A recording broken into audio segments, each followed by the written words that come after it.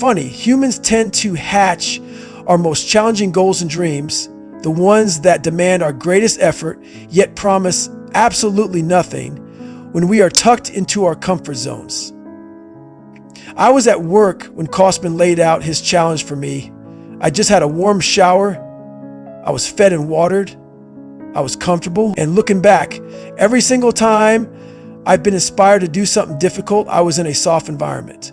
Because it all sounds doable when you're chilling on your fucking couch with a glass of lemonade or a chocolate shake in your hand.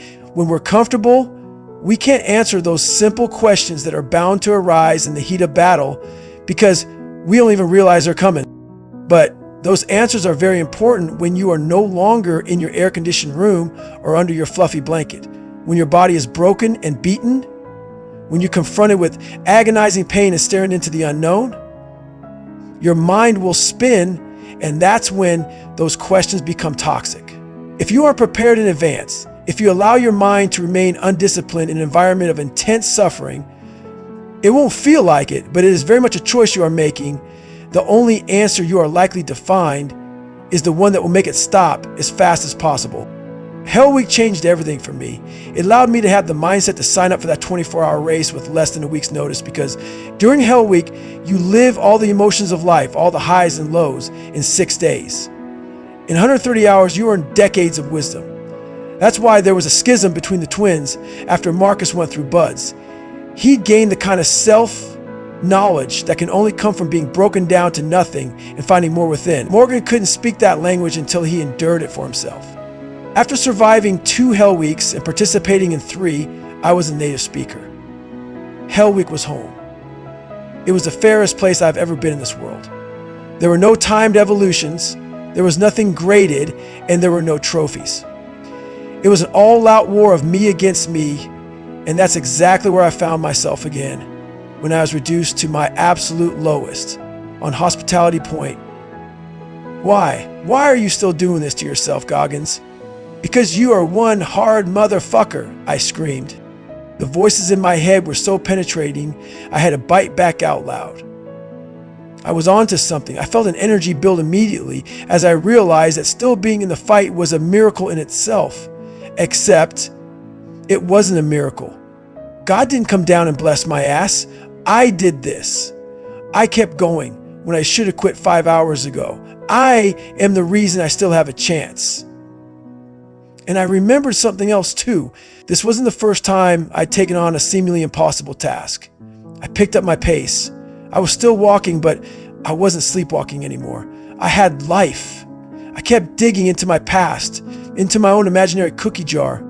I remembered as a kid, no matter how fucked up our life was, my mother always figured out a way to stock our damn cookie jar. She'd buy wafers and Oreos, Pepperidge Farm Milanos and Chips Ahoy, and whenever she showed up with a new batch of cookies, she dumped them into one jar. With her permission, we get to pick 1 or 2 out at a time. It was like a mini treasure hunt.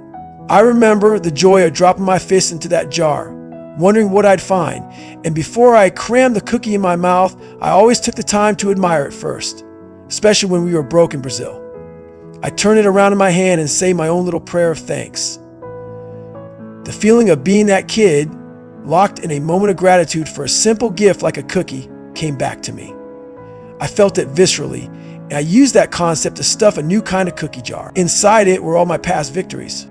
Like the time when I had to study 3 times as hard as anybody else during my senior year in high school just to graduate. That was a cookie. Or when I passed the ASVAB test as a senior and then again to get into buds. 2 more cookies. I remember dropping over 100 pounds in under 3 months, conquering my fear of water, graduating buds at the top of my class, and being named enlisted honor man in Army Ranger School. More on that soon. All those were cookies loaded with chocolate chunks. These weren't mere flashbacks. I wasn't just floating through my memory files. I actually tapped into the emotional state I felt during those victories, and in so doing, accessed my sympathetic nervous system once again. My adrenaline took over. The pain started to fade just enough, and my pace picked up. I began swinging my arms and lengthening my stride. My fractured feet were still a bloody mess, full of blisters, the toenails peeling off almost every toe. But I kept pounding, and soon it was me who was slaloming runners. with pained expressions as I raced the clock. From then on, the cookie jar became a concept I've employed whenever I need a reminder of who I am and what I'm capable of. We all have a cookie jar inside us because life, being what it is, has always tested us. Even if you're feeling low and beat down by life right now, I guarantee you can think of a time or two when you overcame odds and tasted success. It doesn't have to be a big victory either. It can be something small. I know we all want the whole victory today, but when I was teaching myself to read, I would be happy when I could understand every word in a single paragraph. I knew I still had a long way to go to move from a third grade reading level to that of a senior in high school, but even a small win like that was enough to keep me interested in learning and finding more within myself. You don't drop 100 pounds in less than 3 months without losing 5 pounds in a week first. Those first 5 pounds I lost were a small accomplishment. And it doesn't sound like a lot, but at the time it was proof that I could lose weight and that my goal, however improbable, was not impossible. The engine in a rocket ship does not fire without a small spark first. We all need small sparks, small accomplishments in our lives to fuel the big ones. Think of your small accomplishments as kindling. When you want a bonfire, you don't start by lighting a big log. You collect some witch's hair, a small pile of hay, or some dry, dead grass. You light that, and then add small sticks and bigger sticks before you feed your tree stump into the blaze. Because it's the small sparks which start small fires that eventually build enough heat to burn the whole fucking forest down. If you don't have any big accomplishments to draw on yet, so be it. Your small victories are your cookies to savor, and make sure you do savor them. Yeah, I was hard on myself when I looked in the accountability mirror, but I also praised myself whenever I could claim a small victory, because we all need that. And very few of us take the time to celebrate our successes. Sure, in the moment, we might enjoy them, but do we ever look back on them and feel that win again and again? Maybe that sounds narcissistic to you, but I'm not talking about droning on and bullshitting about the glory days here. I'm not suggesting you crawl up your own ass and bore your friends with all your stories about what a badass you used to be. Nobody wants to hear that shit.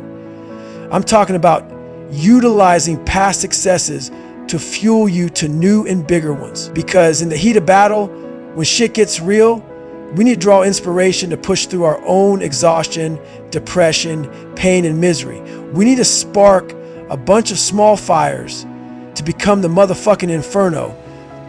But digging into the cookie jar when things are going south takes focus and determination, because at first the brain doesn't want to go there. It wants to remind you that you're suffering and that your goal is impossible. It wants to stop you so it can stop the pain. That night in San Diego was the most difficult night of my life physically. I'd never felt so broken, and there were no souls to take. I wasn't competing for a trophy. There was no one standing in my way. All I had to draw on to keep myself going was me. The cookie jar became my energy bank. Whenever the pain got to be too much, I dug into it and took a bite. The pain was never gone, but I only felt it in waves because my brain was otherwise occupied, which allowed me to drown out the simple questions and shrink time. Each lap became a victory lap, celebrating a different cookie, another small fire. Mile 81 became 82, and an hour and a half later, I was in the 90s. I'd run 90 fucking miles with no training. Who does that shit? An hour later, I was at 95. And after nearly 19 hours of running almost nonstop, I'd done it. I'd hit 100 miles. Or had I? I couldn't remember, so I ran one more lap just to make sure. After running 101 miles, my race finally over, I staggered to my lawn chair, and Kate placed a camouflaged poncho liner over my body as I shivered in the fog. Steam poured off me. My vision was blurred. I remember feeling something warm on my leg, looked down, and saw I was pissing blood again. I knew what was coming next, but the porta potties were about 40 feet away, which may as well have been 40 miles or 4,000. I tried to get up, but I was way too dizzy and collapsed back into that chair, an immovable object, ready to accept the inevitable truth that I was about to shit myself. It was much worse this time. My entire backside and lower back were smeared with warm feces. Kate knew what an emergency looked like.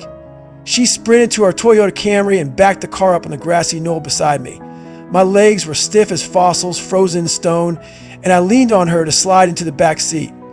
She was frantic behind the wheel and wanted to take me directly to the ER, but I wanted to go home.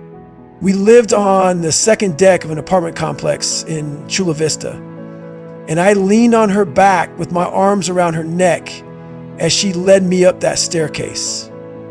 She bounced me up against the stucco as she opened the door to our apartment. I took a few steps inside before blacking out. I came to on the kitchen floor a few minutes later. My back was still smeared with shit, my thighs caked in blood and urine. My feet were blistered up and bleeding in 12 places. 7 of my 10 toenails were dangling loose, connected only by tabs of dead skin. We had a combination tub and shower, and she got the shower going before helping me crawl toward the bathroom and climb into the tub. I remember lying there, naked, with the shower pouring down upon me. I shivered, felt, and looked like death, and then I started peeing again. But instead of blood or urine, what came out of me looked like thick brown bile. Petrified, Kate stepped into the hall to dial my mom. She'd been to the race with a friend of hers who happened to be a doctor. When he heard my symptoms, the doctor suggested that I might be in kidney failure and that I needed to go to the ER immediately. Kate hung up, stormed into the bathroom, and found me lying on my left side in the fetal position. "We need to get you to the ER now, David." She kept talking, shouting, crying, trying to reach me through the haze, and I heard most of what she said, but I knew if we went to the hospital, they'd give me painkillers, and I didn't want to mask this pain. I just accomplished the most amazing feat in my entire life.